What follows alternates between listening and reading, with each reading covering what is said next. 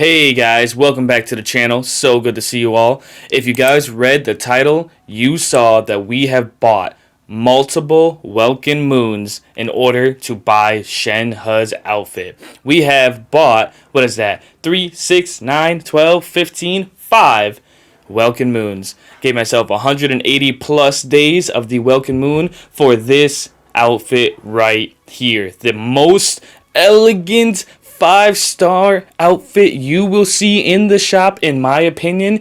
Maybe besides Ningguang. I kind of like Ningguang's outfit too. I like Opulent Splendor. As you can see, I've been no stranger to buying a few of them.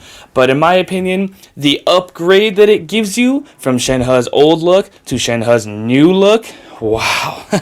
And I'm not one of those guys who is like, oh my god, this character is so hot. I'm actually far from it. I play this game for the enjoyment of the combat and the exploration. The story is kind of one of those things. Sometimes I watch if it's a really good animated cutscene. Sometimes I just kind of skip along and press that button as fast as I can, pretending that I'm in an old school mashing game.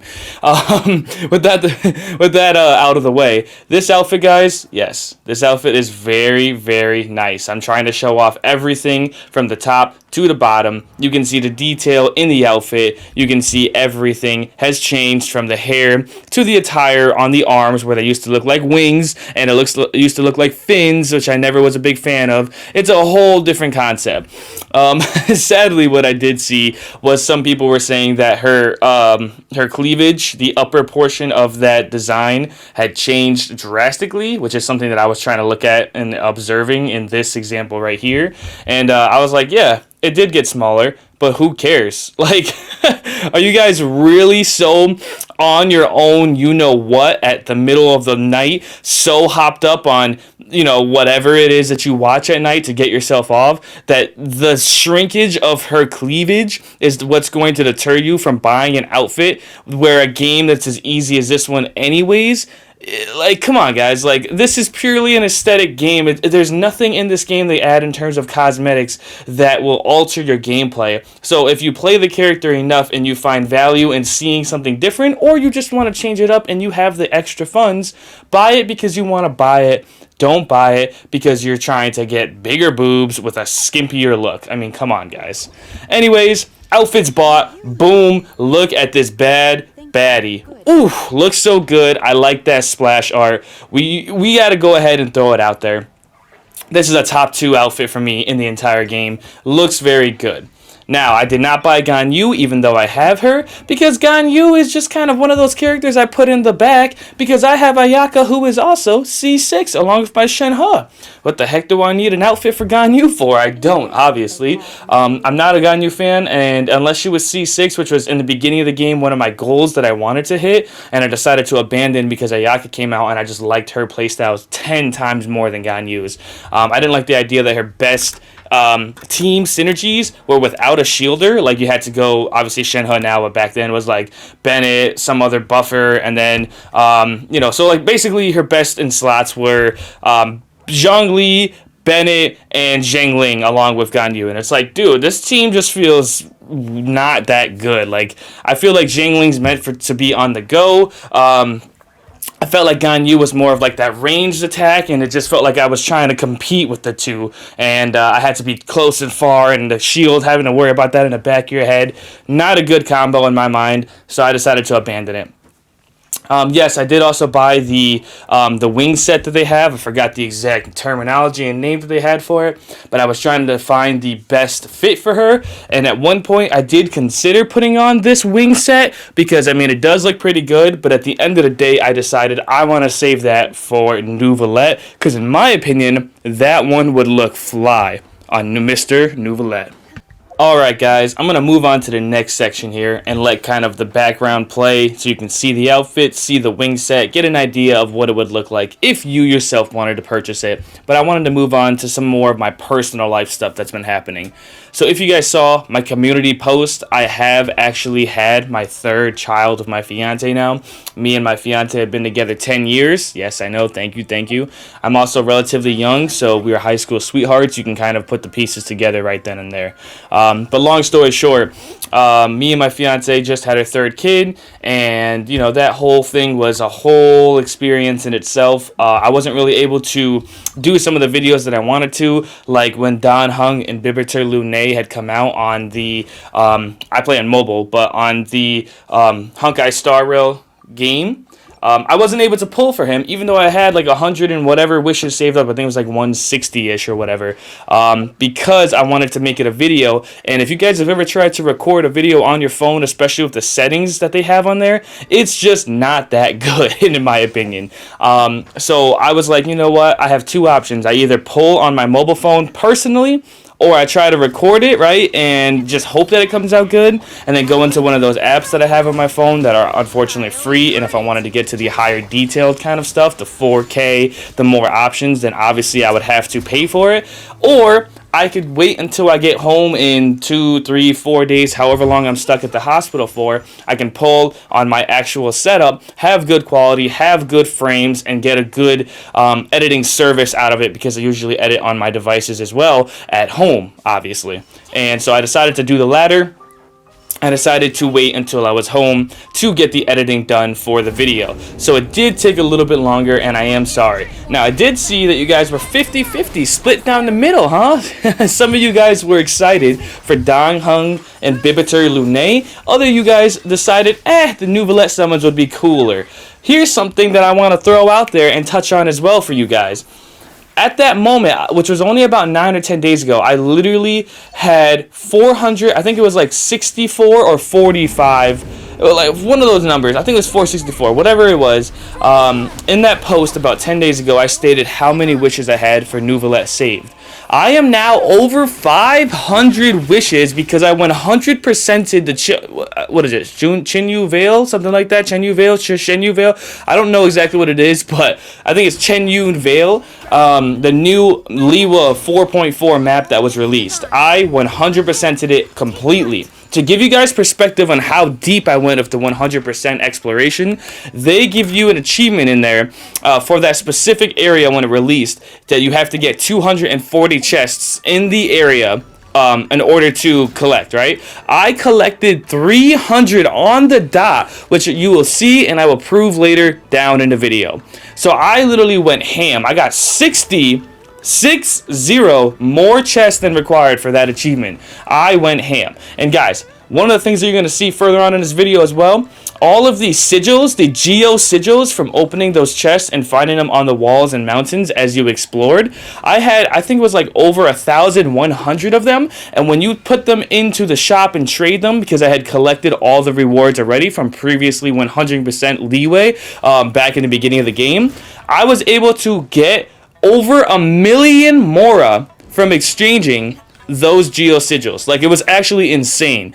So I put in the work, I put in a lot of time and 100% of that map, and I've now notched another etch on that belt of 100%ing Teyvat, because Teyvat, in my specific personal goal, is to get 100% explored for all regions, all limited areas, all areas in the game that are accessible, limited, and unlimited. I want a 100%, which to this point, 3.5 years into the game, I have done it. 3.5 years, because it's February and September, so 7 months, yeah. So, you get the idea.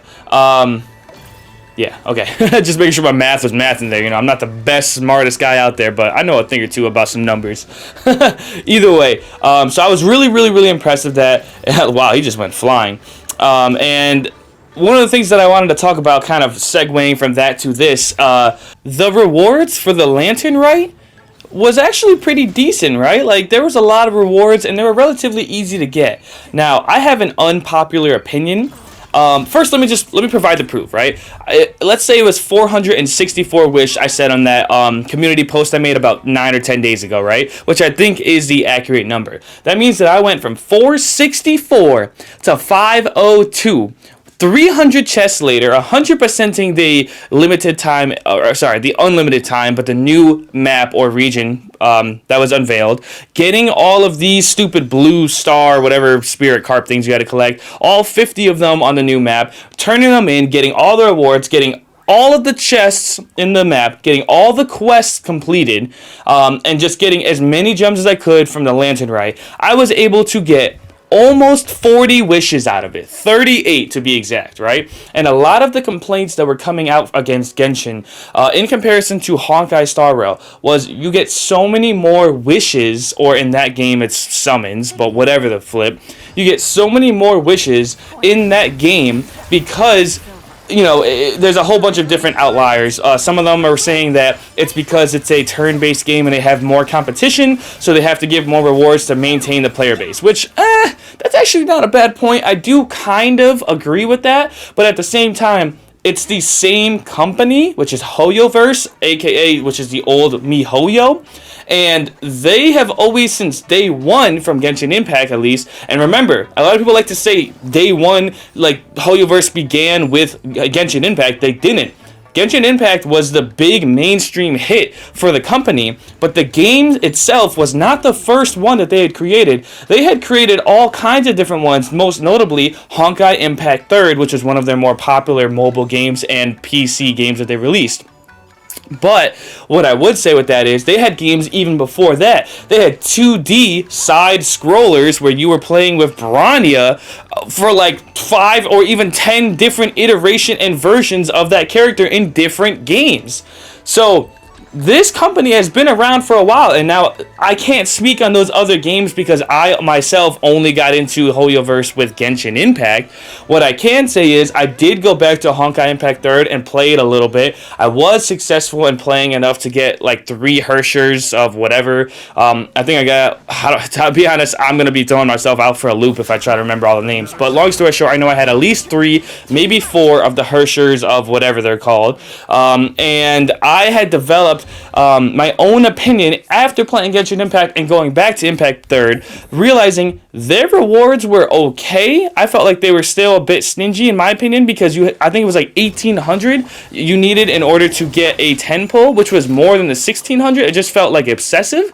And I also felt like that game had a horrible pity system. To be honest, I don't remember the exact numbers, but I know it was something insane, like you have to get, 180 wishes to guarantee the character, similar to Genshin, right? Again, it's something similar. I don't know the exact numbers, but I do remember the pity system not carrying over between banners. So one of the times I spent like 40 or 50 summons in a banner, didn't get the character I was pulling for. Even if I, did get the 5-star, it was a 50-50, so, good luck, whatever. But I didn't get the character, and then I was sitting there and I'm like, bruh, where'd all my wishes go? Where's the history? And I learned the hard way real quick that, unfortunately, it doesn't carry over. That was one of the nails in the coffin for me to stop playing that, because then I realized, well, dang, that means I have to wait either as a free-to-play for like 6 months to save up to guarantee a character, or I got to spend money, which is what they're really trying to get you to do. No, thank you, right? This also, I want to segue into another game this reminds me of. If you guys have ever heard of it, it's called Date Alive Spirit Pledge. Unfortunately, the English version servers, the NA servers, have been shut down as of, I think, like last year. But it was a game that I picked up when they had the whole big reboot. And a lot of people were kind of like, I like it, I don't really like it. There was a whole lot of split between the community in terms of opinions on it. But for me, coming in as a brand new player, I really liked it. Sure, were the characters a little bit skimpy, when you show them the 3D version going over the character selection screen? Sure, but at the same time, when I'm learning about these Japan companies, these the China companies, and all these other companies that revolve around the gacha system, they do a lot of fan service, right? And so fan service is basically when they're trying to put in things that they know would pique the audience interest and usually revolve around a sexuality of some sort to keep the characters fresh in your mind and to keep you engaged and to keep you kind of wrapped around that specific character. So when that banner comes, when that costume comes, when that weapon comes, and whatever else comes along with that character, you are more willing and susceptible to spending money on the game because you were enjoying yourself with the certain things they were showing. And the most common one that you'll see are swimsuit events and swimsuit episodes. How many times have you guys seen in the summer, middle of June, July, August, when it's nice and warm, sun's blazing, some kind of beach episode where your favorite characters who have gone out into the world of wherever they are from, and they've had this super big drama, this super big romance, this super crazy action scene, and now they're all running around, tits bouncing in your face, skimpy outfits, laughing, giggling, water splashing all over the place, and you're like, bruh, how does this fit into the story? I'm going to tell you how. It doesn't. But does it make you more interested and want to watch the characters because you find them potentially attractive? In their eyes, yes, it does. So it was worth it. Long story short, sex sells in the industry, something my fiance loves to say, and I couldn't agree more. And do I agree with it in terms of, is it good for the anime? Is it good for the shows? No, it's probably not, because then you're promoting kids that have their hands in their places they shouldn't be, if you know what I'm talking about, and you keep them addicted to something that they do to themselves that isn't necessarily good for them, because they're lacking the human and sociological side of the things that they should be experiencing, and experiencing it with people and things that don't exist, and they're using their mind. It's basically, we've reverted back to the kindergarten version of ourselves, and now we're just getting ourselves off sexually instead of just enjoying playing with our imaginary friend. Like, you know what I mean? It's kind of insane. So we're kind of reverting ourselves in that aspect. But the whole reason I was bringing this up was Data Live Spirit Pledge was one of those games that had the same kind of banner system where you would pull on them, and if you didn't get the 5-star character you were summoning for before the banner's conclusion, you lost all your pity, and it was too bad, so sad, see you in the next banner. And I played the game. It was another 2D side scroller where the character you were playing as was a 2D version that could only go left or right and up and down on a 2D plane. But it had a complex combat system, very much like Genshin. There was weekly resets for raids, for guilds. There was elements that you could use for weaknesses on certain enemies. There were switch-off characters, kind of like Genshin Impact, where one person can hold the field at a time. But there was entry attack, so you would swap off from one character knowing that they're going to do some kind of attack that would put the character maybe in the air, put them in a weakness state, where you could then, attack quickly, keep them in the air, whatever the case may be. It was really, really impressive. By the way, what you just saw there was the Geo Sigils being exchanged. I had to do 2 transactions because it has a max of 300 being exchanged at a time, and obviously I had more than the limit, so I had to do it for 2 different turns. But you could see that overall it was like 1 million Mora that I'd gotten from it. And so me just kind of showing off, getting off track, come back to that later in a second here. I was showing, man, I got the calling card for the new area. You can see that I have 300 chests collected when I only needed 240 for this specific achievement here.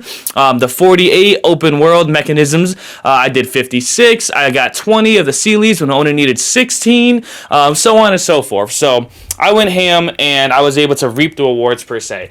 So once I proved that, and I've shown, hey, I've 100% in that, and a lot of this other crap I've also 100% in, I wanted to go in and show you kind of what my Mora looks like after that big boost with the 1 million. Also going into my characters, constellation, because that's where you can see the Mora. I have 64.1 million Mora, guys. 64.1 million Mora. Holy sheesh. This game has been generous to me, and I am running out of resources.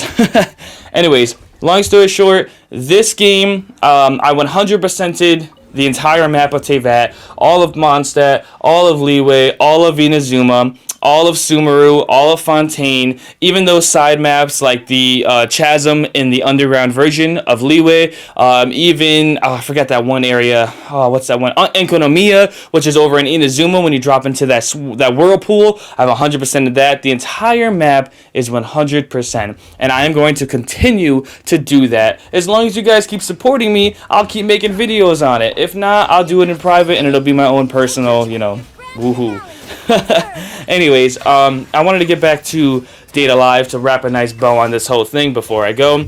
Long story short, with that bad boy over there, that game was a lot of fun. Unfortunately, it only had a 1-year limit for the license before the dev team decided they weren't making enough money, and they had to get rid of it. And we lost a good one, in my opinion, because that was my comfort game. It had some of the things that I wanted for Genshin Impact, which, like I mentioned, that weekly raid stuff where they would literally give you every week Saturday and Sunday, they would allow you to go into a team-based raid format, and you had a certain time limit of 10 minutes to beat a boss, right? The boss would have 10 health bars. It would be only you and maybe up to other four other players if you wanted to invite friends. You'd get certain buffs for your team, depending on how many players you had, and then the score would be broken down. Like, there was only a maximum amount of score of, like, let's say 10,000 that could be earned from this one run, and it would be broken up depending on who did the most damage during that 10 minutes or however long it took you to beat you, and you got more rewards on top of it based off of how fast you beat it, combos and teamwork, things of that nature, right? How clean you played, basically. And I was one of those guys who kept going in solo because I could beat it in 7 minutes, 6 minutes, 5 minutes, and 4 minutes, depending on what level and what boss it was, because, you know, elements also mattered. And I was one of those guys who was, you know, number one at one point for my entire guild, which was a top 3 guild in the entire game. Even though it only lasted for a year, it still had a dedicated fan base, so that was something I was really proud of. So I was smart in that game, and I actually had saved up enough wish, or whatever it was summons, I believe, in that game, in order to actually guarantee myself a C6 character, because that game I had gotten crazy lucky in, and I had pulled a C4 character by the name of Queen. And basically, she is, I'm trying to remember that one girl's name that's super popular in the Data Life series. She's got the red and the gold eye. She's got the pigtails, the black with the red outfit. It's usually a skirt. She's got the combat boots. She's got the clock thing. Dang, what is her name? Zafkiel is what she uses, but whatever. Point is, the really, really popular character, the alternate version, or alternate reality, whatever you want to call her, which was named Queen, who had the same concept. She had a gun, but she also had a sword. She was closer for that combat. She was better for close combat, I should say. That character I got super lucky on, and even though I had a meager, like, 100 wishes or whatever, I had a single 10 pull that I got a triple in, and then the next 10 pull, I got, like, a double or a triple. Like, it was crazy. I pulled, like, I can't even tell you how many. I think I pulled, like, 6 freaking, no, I pulled 5. I had pulled 5 queens in like 20 summons, and I even showed my guild, and they told me I activated dev mode. They said I hacked the game. There's like, I can't believe what I'm seeing. It was insane. So that was a big reason why I stuck with the game and was so happy. And because I was free to play in that game, I guaranteed, since I had to guarantee myself the 5-star within a banner to actually get them, or I lost my pity, I saved until her next banner over like 30,000 gems, whatever ended up being in that game, to guarantee myself, even if I lost a 50-50 and went up to max pity both times, I was still able to get 2 more 5 stars and C6 my character. Well, unfortunately, that game I never got to because the servers actually shut down, and they never released another limited banner. It was just standard banner or the permanent banner. And so I was forced to record myself blowing all my hard save gems of like 6 months on the standard banner because I knew my limited time character wasn't coming. And then I deleted the game because they were taking it out of the App Store in like another month or 2. And I deleted the game and told myself, well, dang, if I'm going to have the game only for like 2 or 3 more months, why am I going to keep playing it just to know that the end is coming? Like, it's inevitable, and I'm just sitting there sad as can be knowing the end is coming. I might as well just rip the band-aid off, take care of it myself, you know? So that's one thing I wanted to ask you guys. I have that video. It's just tucked away in my phone. It's like a 15-minute video. I could post it, but I figured no one would care because it was a game that didn't last long anyways, and it didn't seem like it was that popular. It wasn't making that much money, which is why they didn't renew the license. But if you wanted to see that, let me know. I wouldn't mind throwing it up there so you guys can at least see, you know, some of my roots in a different gacha game. Okay, so anyways, the whole crux that I wanted to cover in this freaking video was that I 100%ed all of Teyvat, including Shunyan Vale, whatever it's called, and Fontaine, which I never made an update video about that to you guys, so I apologize. I kind of went AWOL for a while there. I bought Shenhe's outfit, and I used 5 different Welkin moons, which isn't even the most. I've had over 200 days before. I think I bought 6 in that scenario because I had 210. But I bought 5 Welkin moons, which gives me 180 plus days of Welkin moon, right? And I got the 1,500 gems needed to buy that 1,300 gem discounted outfit for Shenhe, which is the more cost-effective and smarter way if you want to spend money in this game. Do it the right way. Do what I do where you save.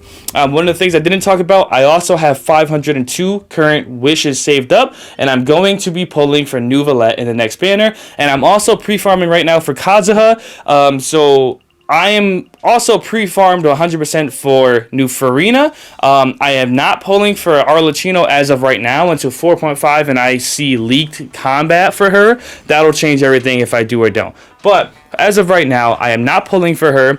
One thing I do want to say to you guys, though, and this is between me and you guys, right? If you made it this far, last video I asked you guys to comment watermelon and cheese. Let's comment pickle fry stamina. Nobody would know what the hell you're saying. I will. But pickle fry stamina, comment that if you got this far, and tell me what you think about this. Arlecchino is going to have the strongest normal and charge attack in the game, right? That's some of the rumors I've heard. She's also Pyro, universally known for having, because of the reactions, a DPS oriented element, right? Just naturally, most of the Pyro, except for little old Benny over there, most of the Pyro characters, even 4 stars, are known as DPSs. Yan Fei, Gaming, or Gaming, if you want to call him that, and all these other guys. You know, obviously Hu Tao is a 5-star, and so on and so forth, right? Dea even is kind of like a support, but she was kind of designed to be a damage dealer and then just kind of scaled back, whatever. Long story short, because of the elemental infusion that we have of Vaporize, Overload, Overload is Pyro Electra, but because of the elemental reactions of Pyro and X element, it's known as a DPS element, right? So here's what I was thinking.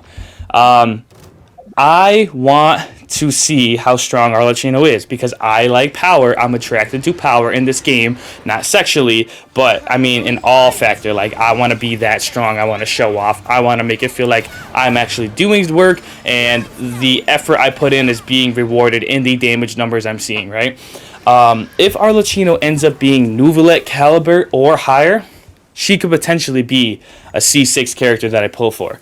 And it won't be as far as you guys think, right? So bring it in. This is what I was kind of talking about, where I was like, this is between me and you. Comment what I just said earlier, so that way nobody knows but me and you.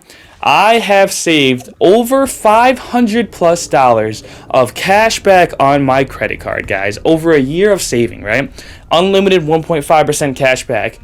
I have saved, and I am going to use that for a character that I want when they come, right? Because it's literally free money they give me back for money I've spent on normal necessities anyways. So I've saved over $500 free dollars. I've got a couple $100 that were given to me from a friend for the holidays and from family that is saved up in cash. You're talking about $750-ish dollars saved in my pocket, ready to go, on top of the 50 by 50, I mean add an extra 0, 500+ wish I have saved right now as of this moment, which was what, February 14th, Valentine's Day. Which, by the way, happy Valentine's Day if this posts on Valentine's Day, which I don't think it will, but that's when I'm recording this. That's a lot of freaking wishes, guys. Every $100 is 50 wishes. If I have 700, that's 300-ish, 400-ish extra wishes on top of that. You're talking about we're approaching the 800 wish mark, the 900 wish mark by the time that these banners drop. That's kind of insane. So, if I, which I am going to be pulling Nouvelette and Kazuha, and then that next banner, Fiorina is going to be on, which I really want to try to get her too. I'm already potentially looking at tapping into those funds to try to get those characters.